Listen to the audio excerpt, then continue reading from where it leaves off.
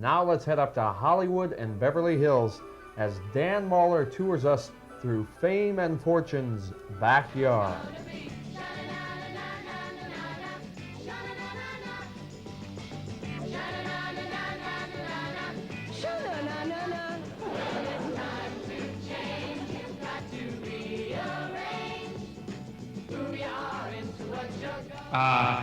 What a great way to spend a cold winter's day. Just me, the remote control, and all 6 of the multi-talented Brady kids. Yes, the Brady kids, the focal point of Hollywood. That's Hollywood, California, land where dreams come true, where the stars are within reach. You know, I've heard the bigger they are, the nicer they are. I sure like to meet these people. If I could at least see how and where they live, somehow I'd think I'd be more complete. With a little help of my travel agent and rent-a-wreck, there I was, driving down Rodeo Drive. Or is it Rodeo Drive? Yeah, this is it. Beverly Hills. There's Giorgio's, and there's Dicker and Dicker. What a place. Well, enough sightseeing. I had work to do. To see the stars at home, but I needed someplace to start my journey. And suddenly, the arrows pointed the way. I found just what I needed.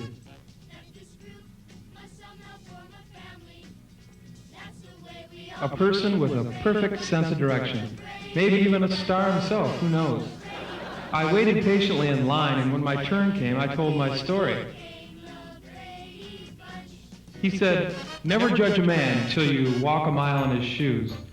I didn't know what that meant, so I asked for directions. He said, "When in doubt, turn left." And then he showed me today's headlines. From that point, I was on my own. The rest of the day was up to me. I carefully checked my destination on my map, and then I folded it carefully so I could read it while I drove. I folded it carefully so I could read it while I drove. And then I started out. You know, those Californians are good people. I don't know where I'd be today if it wasn't for the help of that man. And with that man's help, I soon arrived at the home of a man I've patterned my life after, Mr. Russell Johnson, the professor from Gilligan's Island. I can imagine him now sitting in his den, making a telephone out of tree sap. You know, I always wondered if he and Ginger ever dated once they got off the island. Almost across the street is the home of Granny, Jed, Ellie Mae, and Jethro, the Beverly Hillbillies. What a family. Kind of an early version of the Brady Bunch, I guess. I wonder if Granny has any fatback and hog renderings on the fire. That window there leads to the fancy eating room. I can picture them now, gathered around the fancy eating table with their Christmas dinner. Mr. Drysdale and Miss Jane are there, too. Well, you know, with all I've seen, I could have stopped there. But there were a lot more stars to chase, and there was a lot more to see. With the help of my trusty map and my rent-a-car, I arrived at the home of none other than Quincy, Oscar Madison. That's right, Jack Klugman. You know, on TV, Oscar's roommate, Felix Unger, was constantly whining about the way Oscar kept house.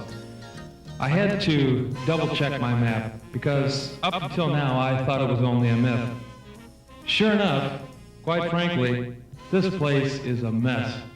Just look at that lamp, would you?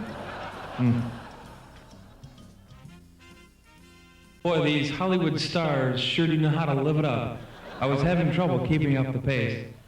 But after carefully checking my map in the hot California sun, I arrived at the home of Prince. No last name, just Prince. Not wanting to spend too much time around this guy, I carefully made my way across the street to a park where I could rest. Once again, I was shocked at the courteous treatment I was given. These Californians are so friendly. It always seems no one's ever in a hurry.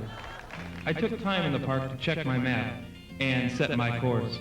Let's see, Charo and Leo Carrillo from Cisco Kid, yeah. Forrest Tucker from S Troop, Edgar Buchanan, Petticoat Junction. Oh, look, here's Lucy. Lucille Ball. Oh, they'll never believe this at home. Wait till the guys at work see this. Let's see. Okay, here we go. Fix the hair. There we go.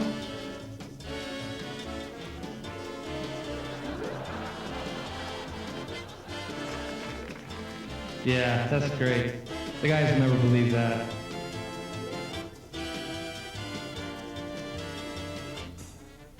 There was no time to waste. Come on, Grandma. Gidget comes on at 5, and I had a few more stops to make. Yep, here it is, the home of Maury Amsterdam, of the Dick Van Dyke Show. You know, I think of all the times I watched that show, I only saw his wife Pickles one time. About 3 blocks away is the home of, yes, you guessed it, probably by the looks of the beautiful lawn alone, Ernest Borgnine. You know, I've been hearing for years how nice Ernie keeps his yard. I wonder if anybody would mind if... Yeah, there you go. This will go good with my Lucy picture. Wait till the guys see this. Next, I was drawn almost like a magnet to the home of Barney. That's Don Knotts to you TV guide types. You know, from the Andy Griffith Show. I tried to get a glimpse of Barney, but you know, I was a little afraid of Barney's trigger finger.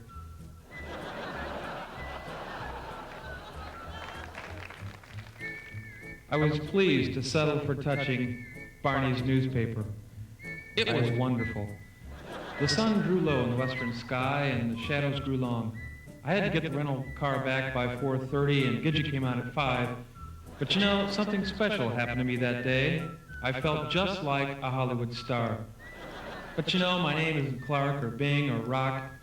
I guess I'll have to settle for just being plain old Dan. Dan. Dan. Dan. Dan? Dan, where are you? I'm talking to you. Oh, sorry, Tim. I guess I was a little wrapped up in this Hollywood star thing. Ooh, boy, I think I'll hit the hay. I'm a little tired. But you know, it's a good kind of tired.